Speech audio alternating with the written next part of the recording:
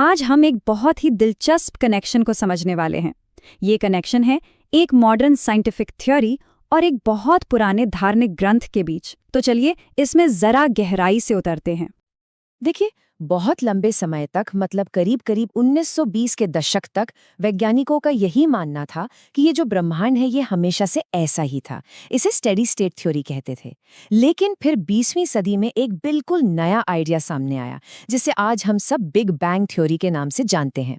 ये थ्योरी कहती है कि ब्रह्मांड एक छोटे से बिंदु से शुरू हुआ और तब से लगातार फैलता जा रहा है। अब जरा सोचकर देखिए कि ये जो मॉडर्न साइंटिफिक आइडिया है, जो मुश्किल से 100 साल पुराना है, अगर वो किसी 1400 साल पुरानी किताब में पहले से ही लिखा हुआ मिले तो यही वो सवाल है जो उस सोर्स का मेन पॉइंट है जिसे हम आज देख रहे हैं। तो ये सबूत आता कहाँ से है?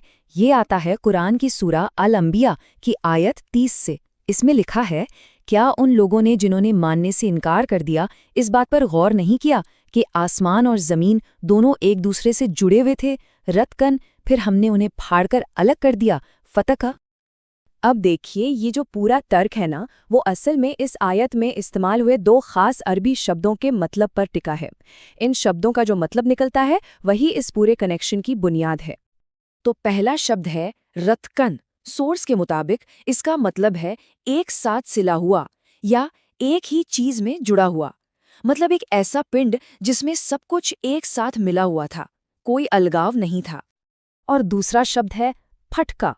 इसका मतलब है चीर कर या फाड़ कर अलग कर देना, मतलब एक जबरदस्त ताकतवर तरीके से अलग करना। सोर्स कहता है कि ये कोई मामूली अलगाव नहीं, बल्कि एक बहुत ही शक्तिशाली सेपरेशन था।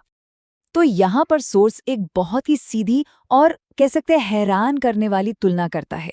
एक तरफ है रतकन, जिसका मतलब है एक जुड़ा हुआ पिंड, और इसकी तुलना की गई है साइंटिफिक कॉन्सेप्ट सिंगुलैरिटी से, वो स्थिति जब सारा पदार्थ और ऊर्जा एक ही पॉइंट पर थे। और दूसरी तरफ है फताका, यानी जबरदस्ती अलग करना, जिसकी तुलना सीधे बिग बैंग से की गई है, वो महाविस्फोट जिसने इस ब्रह्मांड को फैलाना शुरू किया।